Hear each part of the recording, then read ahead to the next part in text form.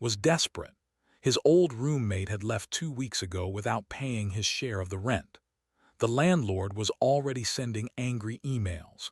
Worked as a software developer, and he made decent money, but not enough to pay for a 2-bedroom apartment in the city by himself.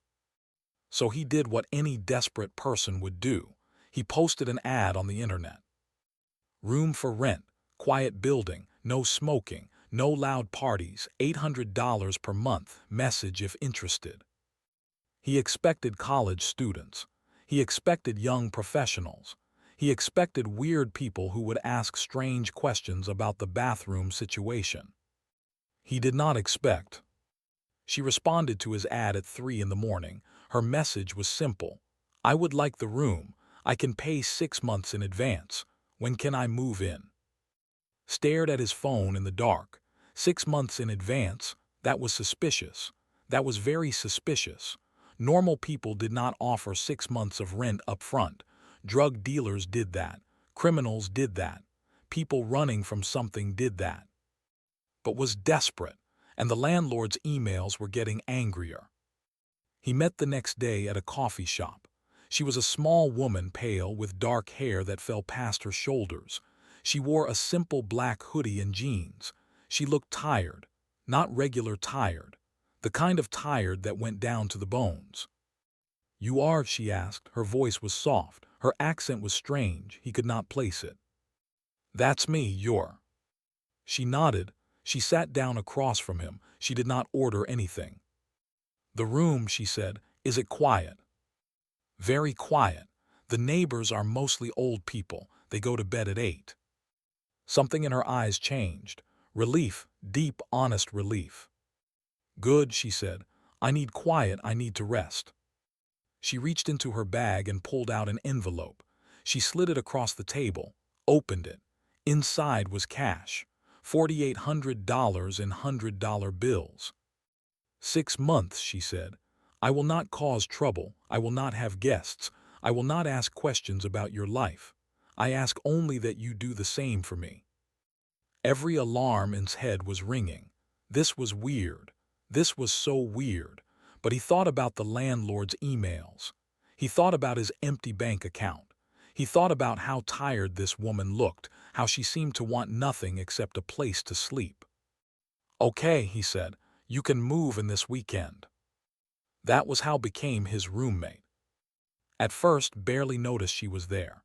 She moved in with one small suitcase. She took the smaller bedroom. She closed the door and did not come out for 2 days. When she finally emerged, she walked to the couch, wrapped herself in a blanket, and turned on the television.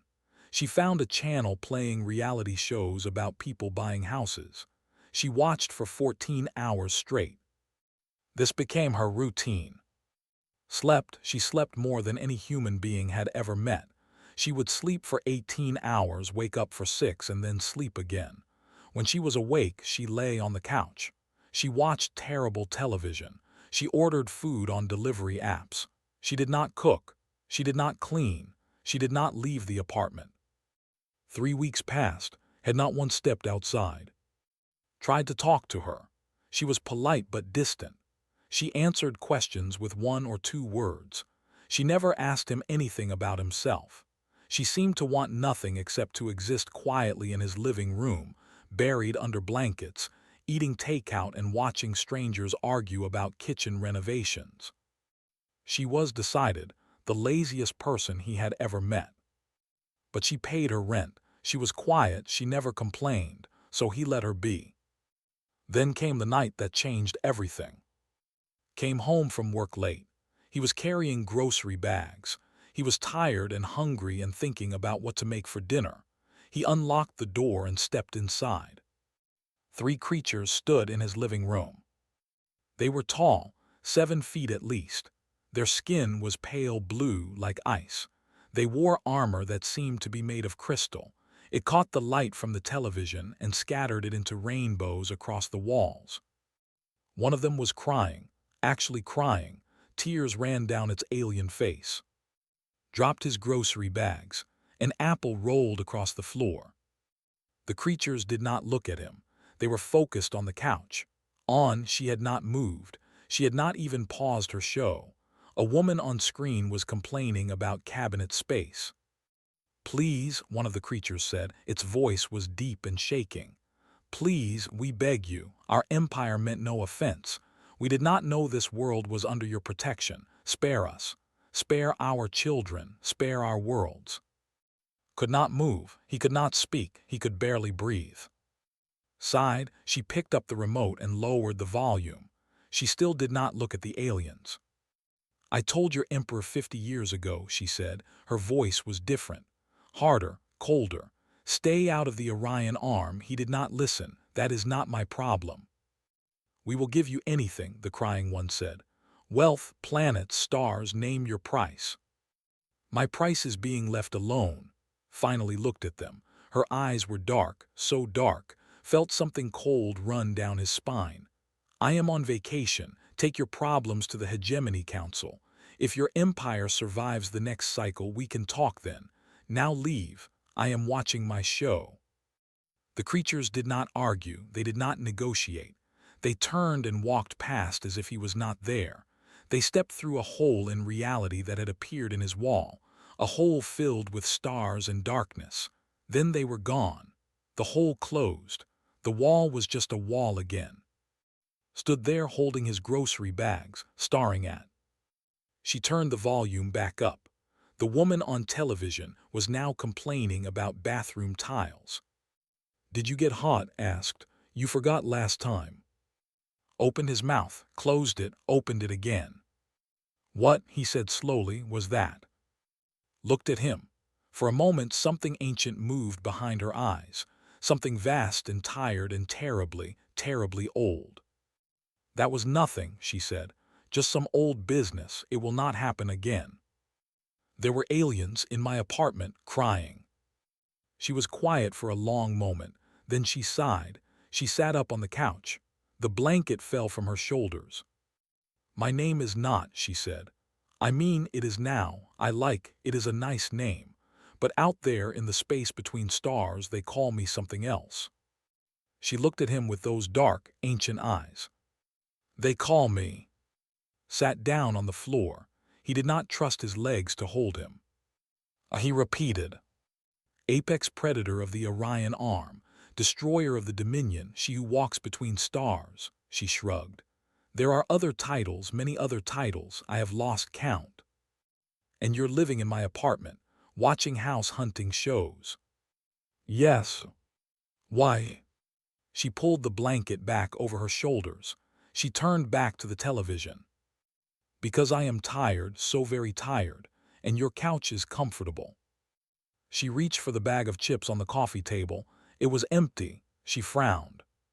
"You really did forget the hot, didn't you?" Stared at her, the most feared being in the galaxy, the destroyer of empires, and she was upset about snacks. He started to laugh. He could not help it. It was that or scream. "I'll go back to the store," he said. "Thank you. You are a good roommate." He walked back out into the night, grocery bag still in hand, wondering what exactly his life had become. 10,000 light years from Earth, admiral or stood before his fleet. 300 warships hung in the darkness of space. Their weapons were charged. Their crews were ready. They were the finest fighting force the hegemony had ever assembled. And they were all terrified. "Listen carefully," the admiral said. His voice carried through every ship. "Our scouts have confirmed the location. The target is on a primitive world called Earth, third planet from a small yellow star. The locals call themselves humans. They are weak. They have no space travel worth mentioning. They have no weapons that can hurt us." He paused. His officers waited. "But she is there, is there." The name caused a ripple of fear through the fleet. Someone whispered a prayer. Someone else began to cry. "You all know the stories," Admiral or continued. "You know what she did to the Dominion. 40 billion souls gone in one night. You know about the machine wars, the AI collective that had conquered half the galaxy. She walked into their central core and ate their consciousness. Not destroyed, ate. She consumed them." He looked at his officers. Many would not meet his eyes. 300 years of terror. That is her legacy. No one who has hunted her has ever returned. Not one bounty hunter, not one assassin, not one fleet. They go into the dark and they do not come back. The admiral straightened his uniform. We are not here to fight her. We are here to recruit her. The Hegemony Council believes she can be reasoned with, that she can be bought. Our orders are to make her an offer. He did not believe it would work, but orders were orders. Far away on Earth was losing an argument with a sock. She had done laundry for the first time in 3 weeks, had finally complained about the smell coming from her room. So she had gathered her clothes, put them in the machine, and pressed buttons until it started making noise. Now she was folding, or trying to fold. The sock was giving her problems. There were 2 of you, she said to the single sock. Where is your partner? What have you done with him? The sock did not answer. Searched the entire machine. She checked behind the machine. She checked inside the machine again. The other sock was gone, vanished, disappeared into whatever dimension swallowed socks in laundry machines. This upset her more than it should have.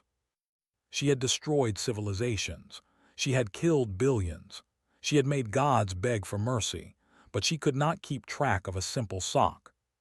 She sat on the laundry room floor and stared at the single sock in her hand. Something hot and strange built behind her eyes. She blinked. A tear rolled down her cheek. She was crying over a sock. What had happened to her? Found her there 20 minutes later.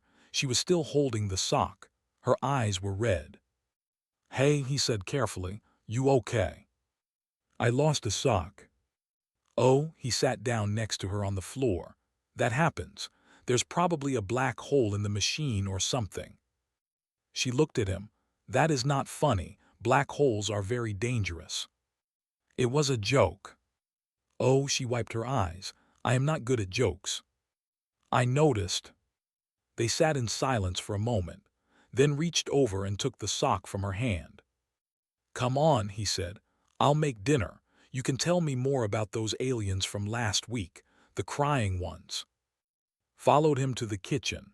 She sat at the small table while he cooked pasta, simple pasta with red sauce, nothing fancy, but she watched him like he was performing magic. The crying ones were, she said. Their empire is very old, very proud. They expanded into territory I had claimed. I warned them. They did not listen. What did you do? I visited there. I had a conversation with their emperor, a private conversation. And now they cry when they see me. Stirred the pasta. What did you say to him? I showed him what I am, what I truly am. Her voice was distant. Most beings cannot look at my true form and stay sane. The emperor was strong. He survived, but he understood. He understood what would happen if he did not leave me alone. That's intense. Yes. The pasta finished cooking. Put it in 2 bowls. He set one in front of. She stared at it like she had never seen food before. You cook for me, she said. You live here, you have to eat. No one has cooked for me in a very long time. She picked up the fork. She ate slowly. Something in her face softened with each bite. This is good, she said. Very good. It's just pasta. It is more than pasta. Did not understand what she meant, but he was starting to understand that there was more to than laziness and television. There was something broken in her, something that had been broken for a very long time. That night he heard her talking in her sleep, not words he recognized, not any human language, but the tone was clear enough. She was afraid. She was begging someone to stop. He did not mention it in the morning. Across the galaxy, stories continued to spread. A trader told his children about the night of silent stars, when had darkened an entire constellation to prove a point. A soldier whispered about the battle of the burning fleet, where she had walked through fire and plasma without a scratch. A priest prayed to his gods for protection, knowing that even gods feared her name. But on Earth, In a small apartment in a quiet city, the most feared being in the universe was crying because a commercial showed a dog being reunited with its owner. "This is so sad," said, tears streaming down her face. "The dog waited for him for years, and now they are together." Handed her a tissue. "It's a commercial, they're selling dog food." "I do not care. The dog loved him, that is beautiful." She blew her nose loudly. The tissue disintegrated from the force. "Sorry," she said. "I forget my own strength sometimes." "It's fine, I have more tissues." He handed her the whole box. She clutched it like treasure.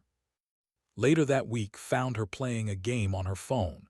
She had been playing for 6 hours straight. Her eyes were glazed. Her thumb moved in repetitive patterns. "What are you playing?" he asked. "It is called Candy Crush. I am on level 847. I cannot stop. The colors are pleasing. The sounds are satisfying. I think this game may be evil." "How much money have you spent on it?" She was quiet for a moment. $200 of your dollars." "Yes." "I will pay you back. I have gold bars in my room." I did not know what the exchange rate was.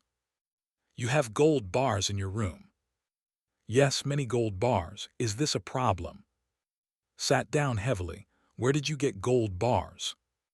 "A civilization gave them to me as tribute 300 years ago. I did not want them, but it seemed rude to refuse." "Right, of course, tribute gold bars, normal roommate stuff." Looked at him with genuine concern. "Are you upset? I am sorry about the game.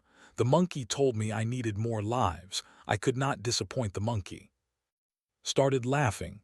He laughed until his stomach hurt. "I'm not upset," he managed. My life is very strange now." "Yes," agreed, "but is that bad?" He thought about it, about the aliens, about the gold bars, about his ancient, lazy, emotionally fragile roommate who could destroy worlds but cried at dog commercials. "No," he said finally, "I don't think it's bad at all." Smiled. It was small and hesitant, like she had forgotten how to do it properly. "Good," she said. "Now please help me. The monkey wants 300 gems and I do not understand what gems are." Sat down next to her. He helped her beat level 847. It was, he decided, just another normal evening in his very abnormal life. The ships started appearing in the second month. Could not see them. No human could. They hid behind the moon, cloaked in technology that bent light around them like water around a stone, but knew they were there. She could feel them watching. "They are gathering," she said one morning. She was eating cereal, the cheap kind with marshmallows. Many factions, all waiting, all planning. "Planning what?" asked. "Different things. Some want revenge, some want to use me, some want to prove they are stronger than the legends say." She crunched on a marshmallow. "They are all wrong, but they will try anyway. They always try." The first visitor came 3 days later. Was at work when it happened. He came home to find still on the couch, still watching television, and a 7-foot creature standing in the corner of the room. It had too many arms. Its skin was the color of dried blood. Its eyes burned like small suns. "This is," said without looking up. "He is the last prince of the Dominion. His people have been planning revenge against me for 200 years." The creature spoke. Its voice was like grinding metal. "You destroyed everything. Our worlds, our people, our history. 40 billion souls screaming into the void. My father, my mother, my children." "Yes," said I did. "And you feel nothing." Was quiet for a moment. Then she reached for her phone. She scrolled through something. Then she turned the screen toward the creature. Could not see what was on the screen, but the creature could. Its burning eyes went wide. Its many arms trembled. The color drained from its red skin. "No," it whispered. "That cannot be. We were told it was random. We were told there was no reason." "There was a reason," said. Her voice was cold. "Your empire built its wealth on suffering. Your people enslaved 17 species. Your factories processed living beings into fuel. Did you think no one would notice? Did you think no one would care? We did not know. I did not know. Ignorance is not innocence. She lowered the phone. Go home, little prince. Tell your people what you learned today. Tell them why their empire really fell. And tell them that if they come for me again, I will show no mercy. I showed mercy once. I left survivors. That was a kindness I will not repeat. The creature left. It did not say goodbye. It simply folded into nothing and was gone. Sat down slowly. What did you show him? The truth, records, evidence. What his people really did. Changed the channel. He did not know. His generation was raised on lies. They were told I was a monster who attacked them without reason. Now he knows the reason. And if he doesn't tell them, if they come back. Looked at him. Her eyes were very old and very tired. Then I will do what I always do, what I was made to do. The second visitor came a week later. This one was more polite. It wore a uniform of shimmering silver. It bowed when it entered. It spoke with respect. The Hegemony Council sends greetings, it said. They wish to offer you a position, a formal role. You would have power, resources, respect. No more running, no more hiding. You could rest. Listen, she did not interrupt. When the envoy finished, she leaned forward on the couch. She whispered 3 words. Did not hear what she said, but the envoy did. The color left its silver face. Its hands began to shake. It stumbled backward, nearly falling. That is not possible, it stammered. The council would never. Tell them I know, said. Tell them I remember. Tell them that if they ever send someone to my home again, I will come to their home instead. And I will remind them why they created me in the first place. The envoy fled. It did not use a portal. It simply ran, crashing through the wall and into the sky beyond. Watched it disappear into the clouds. I have to fix that wall, said sadly. I like that wall. What did you tell him? A secret, something the hegemony wants to stay buried. Something about me, about what I really am, about who made me and why. She pulled her blanket around her shoulders. I was not born, I was built, designed. A weapon created to end wars, but weapons do not always stay loyal, and creators do not always survive their creations. The third visitor was different. He was young, handsome by human standards. He wore armor that crackled with energy. He carried weapons that hummed with power. He smiled when he saw on the couch. The famous, he said, the terror of the cosmos, and look at you, watching television, eating snacks, how the mighty have fallen. Did not respond. She did not even look at him. I am X, the young man continued. Bounty hunter, legend killer. I have defeated 7 targets from the Apex list. You are number 1 on that list. Your bounty is 4.7 trillion credits. When I bring in your head, I will be the most famous hunter in history. Still said nothing. Nothing to say, no threats, no warnings, X laughed.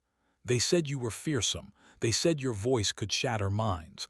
But I see only a tired old woman hiding on a primitive world. Set down her remote. She turned to look at him. She smiled. It was not a human smile. It was something older, something hungry, something that had looked upon dying stars and found them wanting. X stopped laughing. His confident expression cracked. His weapons trembled in his hands. I see you, said softly. I see the small boy who was bullied. I see the young man who trained until his hands bled. I see the hunter who kills because he is afraid of being weak. I see all of you, little one, every fear, every shame, every secret thing you hide even from yourself. She stood up from the couch. She was small, short, wrapped in a blanket covered in cartoon cats, but somehow she filled the room. Somehow she became everything. Run, she whispered. Run and do not stop. Run until you find a world where my name is not known. Hide there, live quietly, and pray that I never have reason to remember your face. X ran. They found him 3 days later floating in the asteroid belt. He was alive. His body was unharmed, but his mind was gone. He sat in his ship, staring at nothing, repeating 2 words over and over.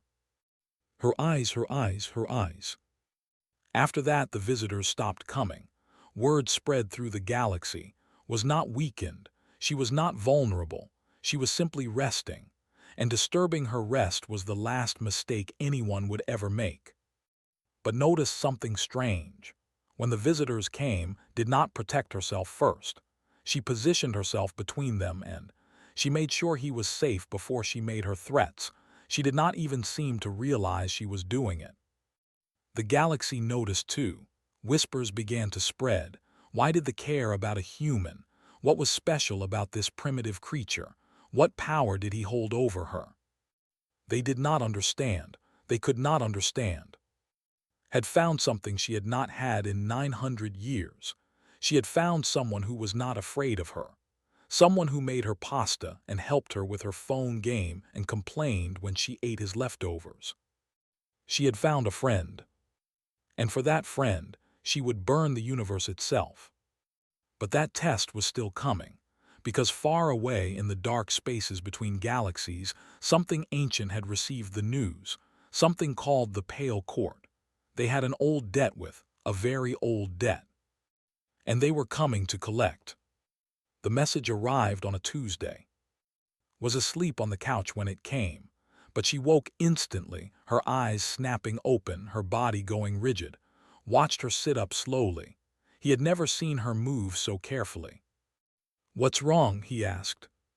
She did not answer. She stared at the wall, through the wall, at something far beyond it. "They found me," she said finally. Her voice was different, smaller. "The Pale Court, they know I am here." "Who are the Pale Court?" Wrapped her arms around herself. She looked like a child, a frightened child pretending to be brave. "They are old," she said. "Older than stars, older than light. They exist in the spaces between things, in the gaps in reality. They do not threaten. They do not negotiate. They simply take what they want." "What do they want?" "Me. They have always wanted me, from the beginning, from before I was anything at all." She stood up from the couch. She walked to the window. Outside, the sun was setting. The sky was orange and pink and beautiful, normal, safe. "Sit down. I need to tell you something. Something I have never told anyone." He sat, he waited. "I told you I was made," she began. "A weapon. That is true, but I did not tell you how. I did not tell you what I was before." She pressed her hand against the window glass. 947 years ago there was a girl. She had no name. She was born in a laboratory, grown in a tank. She was one of thousands, experiments, test subjects. The hegemony wanted to create the perfect soldier. They tried many things. Most of the experiments died. The girl did not. Her voice was steady, too steady, like she was reading from a script she had memorized long ago. They put things inside her, changed her, broke her apart and rebuilt her. They filled her with the essence of dead stars. They wove the fabric of space into her bones.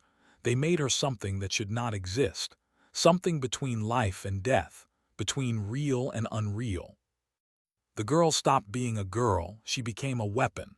They pointed her at their enemies. She destroyed them. They pointed her at rebels. She destroyed them too. They pointed her at anyone who stood in their way, and she destroyed, and destroyed, and destroyed. A tear rolled down her cheek. She did not wipe it away. She killed billions not because she wanted to, because she did not know how to want anything. They had taken that from her. They had taken everything. She was empty, a hollow thing wearing a body, a tool that breathed. Wanted to speak. He wanted to say something, but his throat was tight and his eyes were burning. One day the weapon turned on its masters, not out of revenge, not out of anger. She did not feel those things yet. She turned on them because they gave her an order she could not follow. They told her to destroy a world of children, a school planet, millions of young ones. And something inside her, something they had not managed to kill, said no. Turned from the window. Her face was wet with tears. She destroyed the hegemony instead. The whole thing, every world, every fleet, every leader who had given the orders. It took her 50 years. When she was done, she stood in the ruins of their capital and waited to feel something. Satisfaction, peace, anything. She felt nothing. So she kept going. She found other empires built on suffering, other civilizations that fed on pain. She ended them too, not because she cared, because it was the only thing she knew how to do, because stopping meant facing the silence inside herself. She sat down across from, close enough to touch. Somewhere along the way she got a name. The monsters gave it to her. They thought it would make her seem like one of them, a predator, a beast. But she was not a beast. She was a broken thing pretending to be strong, a scared girl hiding inside a weapon. "Oh," said. 900 years, she whispered. 900 years of killing, of running, of being alone. Do you know what that is like? To live so long, to watch everyone you meet grow old and die, to know that nothing you do will ever fill the emptiness inside you. She looked at him with those ancient, wounded eyes. I came to Earth because I was tired, so tired. I did not want to die. I do not know if I can die, but I wanted to stop, to rest, to be somewhere where no one knew my name, where no one was afraid of me. And then I met you. She laughed, a broken sound, a beautiful sound. You complained about my dishes. You told me I watched too much television. You made me pasta and helped me with my stupid phone game. You treated me like a person, like a normal person. Do you know how long it has been since anyone treated me like that? Never, she said, answering her own question. Never in 900 years. Reached out, he took her hand. It was cold, cold like deep space, but she did not pull away. You are not a weapon, he said. You are my weird, lazy roommate who cries at dog commercials and loses socks and spends too much money on phone games. I have killed billions. And you also burned toast last week and blamed it on the toaster. She stared at him, then she laughed, a real laugh, surprised and warm and alive. The toaster is evil, she said. I stand by that. I know you do. They sat in silence for a moment. Outside, the sun finished setting. Stars appeared in the sky. Somewhere out there, the pale court was coming. They will be here in 3 days, said. The pale court. They will demand that I go with them. If I refuse, they will take me by force. Can you beat them? I do not know. They are old, very old, and they have been waiting for this for a long time. What do they want with you? I am not sure, but I know it is nothing good. I was supposed to be theirs once, before the hegemony, before any of it. The pale court created the process that made me. The hegemony stole it from them. I am their property in their eyes, their creation, their weapon. She squeezed his hand.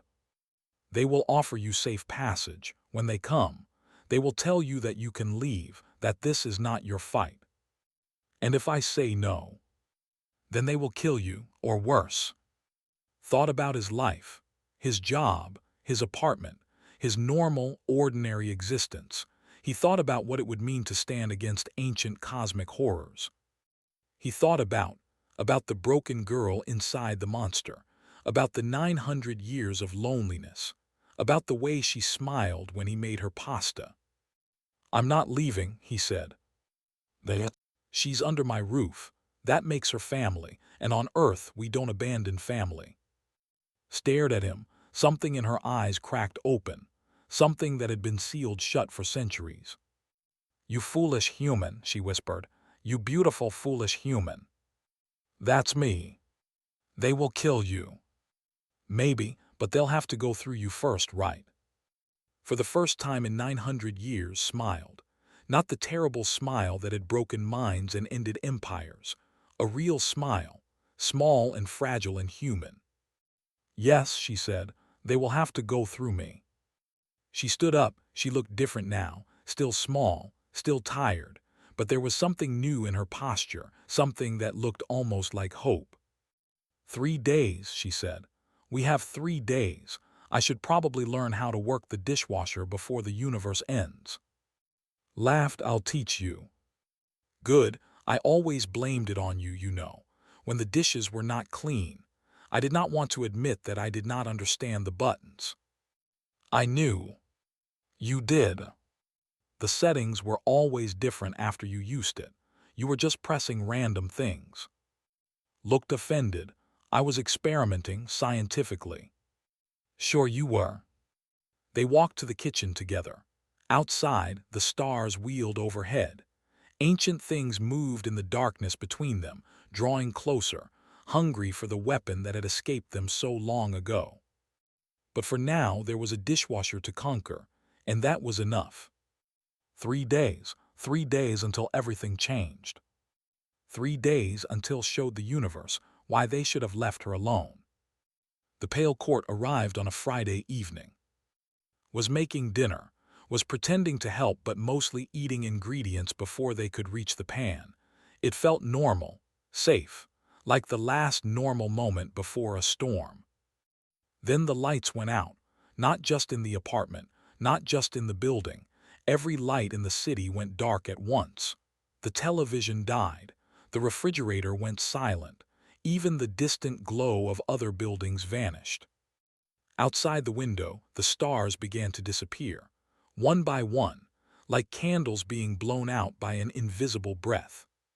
They are here, said. She walked to the window, followed. Together they looked up at the darkening sky. Shapes were forming in the blackness, vast shapes, things that were not quite solid, not quite real. They looked like shadows given form, like nightmares pulled into the waking world. They had no faces, no features, just endless darkness in the shape of something ancient and terrible. A voice spoke. It came from everywhere, from the walls, from the floor, from inside's own head. Stolen property, lost weapon, we have come to reclaim you. Did not respond. She just stood at the window, small and still, watching the darkness gather. You have hidden long enough, run far enough, but all things return to their makers in the end. Come with us, resume your purpose, and we will spare this world, spare your pet human, spare everything you pretend to care about. Stepped forward, she's not going anywhere. The voice laughed. It was not a human laugh. It was the sound of stars dying, of galaxies collapsing, of time itself grinding to a halt. The human speaks. How amusing, how pathetic. Do you know what you are defending, little creature? Do you know how much blood is on her hands? Billions dead, civilizations erased. She is a monster wearing a gentle face, and you would die for her. Yes, said simply.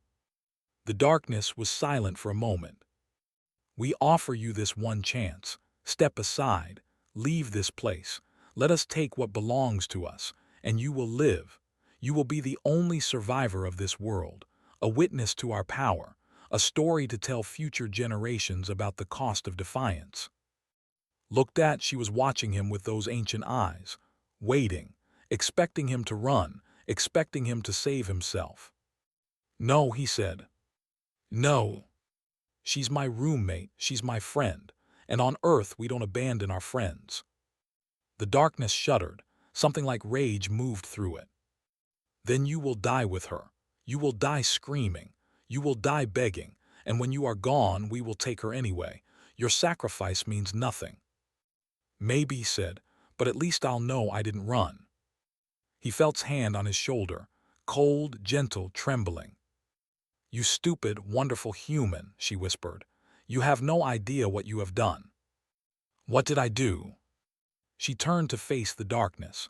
When she spoke again, her voice was different, harder, older, filled with something that made the shadows themselves draw back. You gave me something to protect. She stepped forward, away from, toward the window, toward the gathering darkness. 900 years, she said. 900 years I have been your weapon, your mistake, your lost property. 900 years I have run, I have hidden, I have been afraid.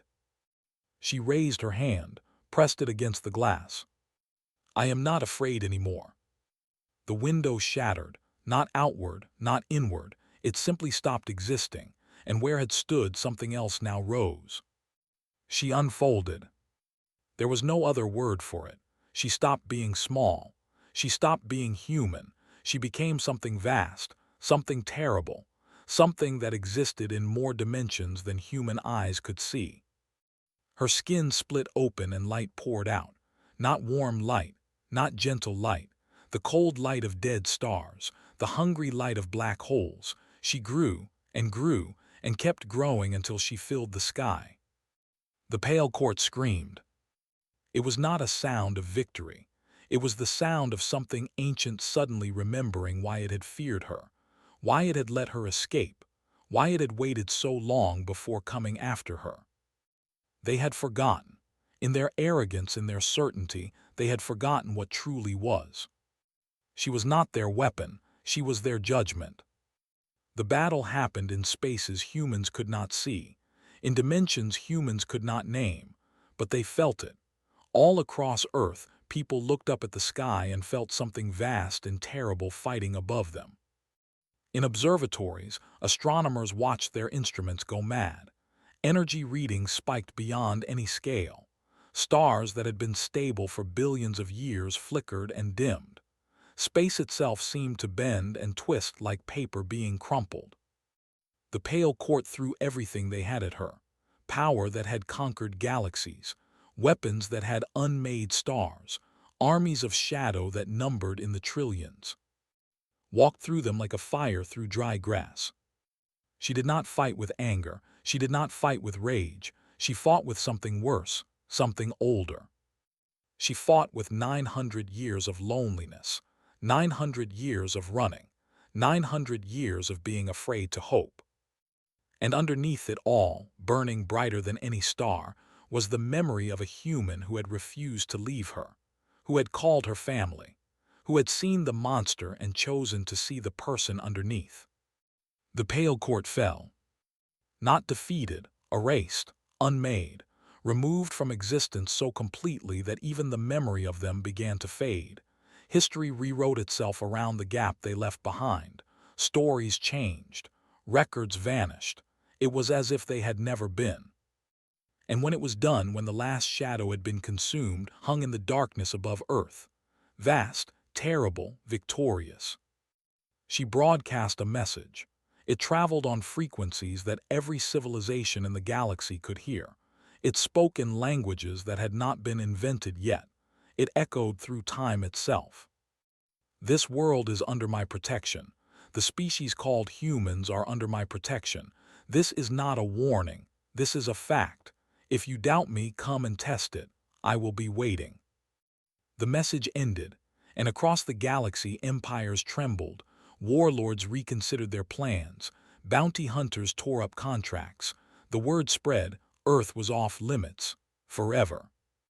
Then began to shrink, to fold back in on herself, to become small and human-shaped again. She drifted down from the sky, through the hole where the window had been, back into the apartment. Was sitting on the floor, his back against the wall, his face pale, his hands shaking. He had seen things tonight that human minds were not built to process. Collapsed onto the couch. She was small again, tired again. She looked like she had not slept in 1,000 years. Hey, said weakly. Hey. You did a thing. Yes, I did a thing. The window is gone. I will fix it. The whole building lost power. I will fix that too. They sat in silence. Outside, the stars were returning, one by one. The sky was healing itself. Got up. His legs were shaky, but they held. He walked to the kitchen. He found the bag of hot that had somehow survived the apocalypse. He brought it to the couch. He sat down next to. Rough day at work, he asked. She laughed. It was a broken sound, a tired sound, but it was also real, human, alive. The worst, she said. She took the hot, she opened the bag. She ate one slowly, savoring it. Thank you, she said quietly. For what? For not running, for staying, for being my friend. That's what friends do. No, it is not, not in my experience. You are different, you are special. I'm just a guy with an apartment. You are more than that. You are the first person in 900 years who made me feel like I was worth something, worth more than what I could destroy, worth more than what I was made for. She leaned against him, her head rested on his shoulder. She was cold. She was always cold, but it did not feel bad anymore. It just felt like. I still owe you $20, she said sleepily, for the coffee maker I broke. You broke it 2 months ago. I know, I keep forgetting to pay you back. You just erased ancient cosmic horrors from existence. Yes, but I still owe you $20. Smiled, he put his arm around her. Outside, the sun was rising. The city was waking up. People were going about their lives, not knowing how close they had come to the end of everything. But that was okay. They did not need to know. They just needed to live, to love, to be human. And in a small apartment in a quiet building, the most feared being in the galaxy was falling asleep on her roommate's shoulder, dreaming of nothing at all. The galaxy knew her as apex predator, destroyer of empires, she who walks between stars. But just knew her as his weird, lazy, ancient roommate who could not work the dishwasher and cried at dog commercials and still owed him $20. He would not have it any other way.